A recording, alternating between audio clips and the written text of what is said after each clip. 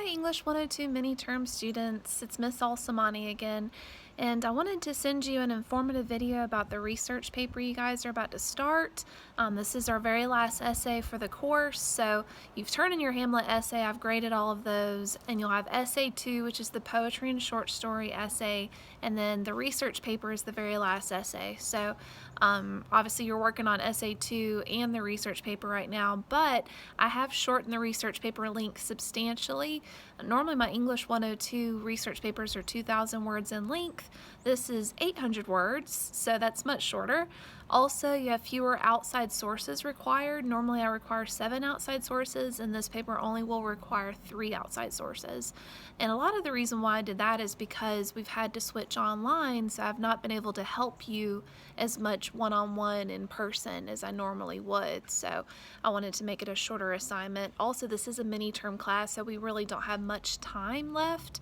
The final draft for this research paper is due on April 28th by midnight, and a lot of the reason why it's due then is because that's really the end of the semester. The next week grades will be due, your final grades, so I really need you to get those in by April 28th at midnight, and it's in the same area we've turned in all the final drafts. It's going to be in the content area of Blackboard.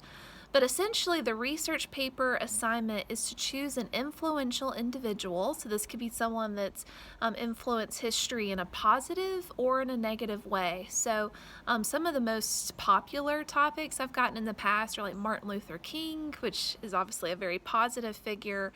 I've gotten some dictators, which is obviously, they're very negative on our history. So essentially, just choose someone that you're interested to get to know more about. It needs to be someone that you're willing to spend a couple of weeks getting to know personally almost, because you're going to get to know their life, their past, how they influenced our country or the world as a whole. And so as far as sources are concerned, I'm usually pretty open to different types of sources. So say if you find a YouTube documentary, you can use that, and I'll help you cite it even using the little Seagull book that you had for English 101. You can find most of the citation examples in there. Or it could be that you find an article online, or it could be an interesting blog even. They have how to cite a blog in our Seagull book. So I'm open to different types of sources, but I do need you to have 3 outside sources. I don't necessarily have a preference on having to have like one book or one article or anything like that. You can have similar styles of sources. Depending on your topic, it might be that it's easier for you to find online sources versus book sources, or it could be that you use documentaries versus published sources. So it just depends on who you choose, but I do want you to ask me before you start doing your topic. And next week we're going to actually have a discussion board where I have you propose topics and create an outline to give me an idea of what direction you're taking your research. But just for right now, consider someone that you would like to get to know more about, someone that's really interesting to you. Normally, I would take you guys to the library and help you get started finding your research, whether that's articles or physical books to check out. But obviously, with the pandemic, the library is closed along with everything else. So right now, I'm going to actually guide you through the library's resources. Often, I would just pull this up on the projector and walk you through how to find their databases and library resources, but I think it's just easier for me just to walk you through verbally. So if you are on a computer, you can take this moment to click open another tab and go to wallace.edu, our main page, wallace.edu. If you have your cell phone, you can just pull it up on your cell phone. If you need to pause the video, that's fine. But go to wallace.edu. Once you've gotten that pulled up, wallace.edu, go to Quick Links. That is a tab that's on the top right side of your web page, essentially, Quick Links. And you can go to Learning Resources Center. I think it's Learning Resources Center, just period. So you click into that, and then you'll be able to access all of the library's resources.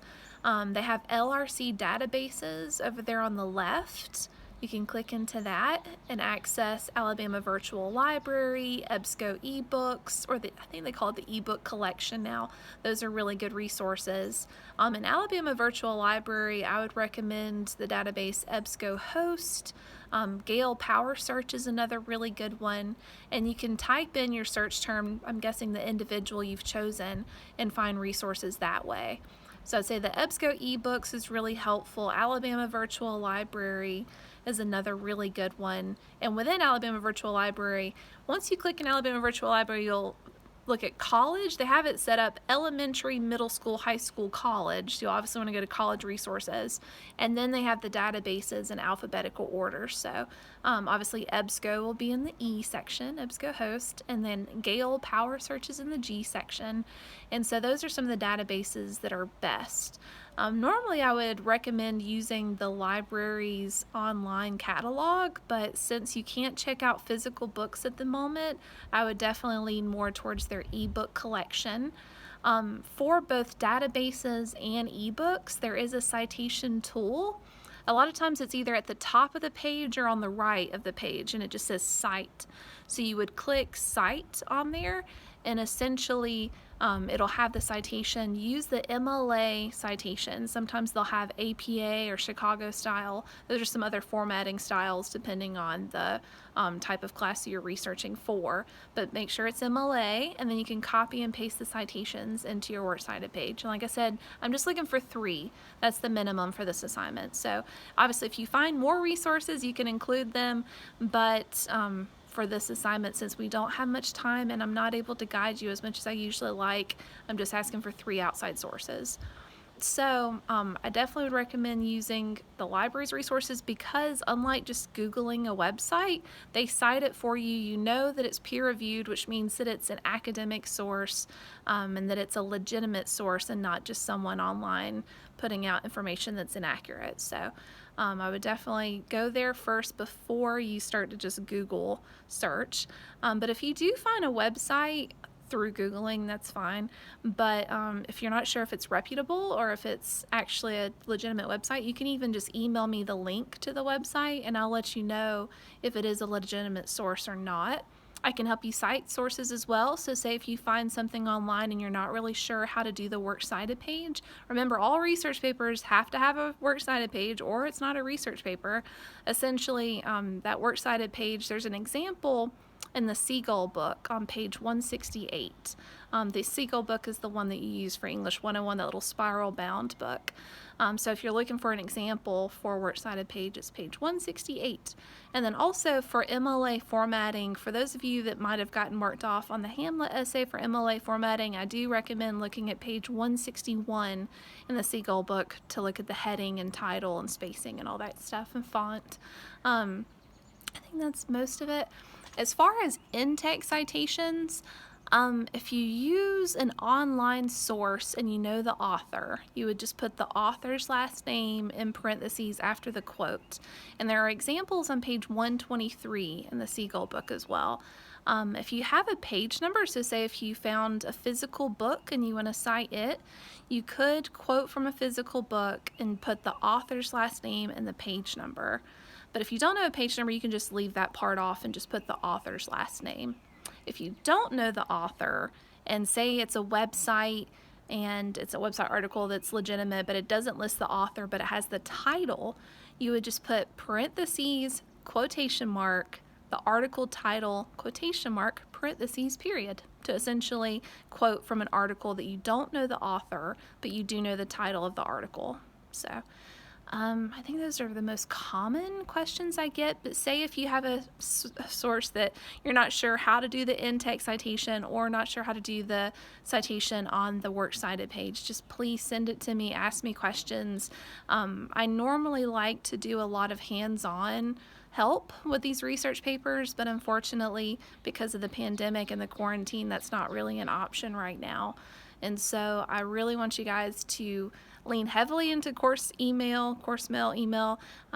Definitely ask me questions along the way. And just remember that I'm here with you, even though I can't actually be there with you, but I am here with you in spirit, and I know you've got this. And I definitely recommend looking back on your English 101 notes for research papers, whether you were in my class or not. All those rules still apply, essentially. So try to look back at maybe if you have the research paper from whenever I graded it before, if you were in my class, or if you were in another person's class and you've got their feedback, that feedback still applies, and so you definitely want to build upon the knowledge that you had from last semester or maybe a previous semester or so. Like I said, any questions, feel free to send me an email or anything, but I'm going to be here to help you. And like I said, we'll really get started next week, but I just wanted to give you guys some information to kind of jumpstart your brain a little bit on this assignment. So, and remember, this is the very last essay for the course. So essentially, you've done your Hamlet essay. Those are all graded. Essay 2 is the poetry and short story essay, and then this will be your final essay. So any questions, feel free to let me know. I hope you have a wonderful day. Come on out and enjoy this beautiful weather today. It's gorgeous. It's like in the 70s and sunny. You can see my backyard in the back. Got a little birdhouse hanging. So yeah, hope you have a wonderful day. Bye, guys.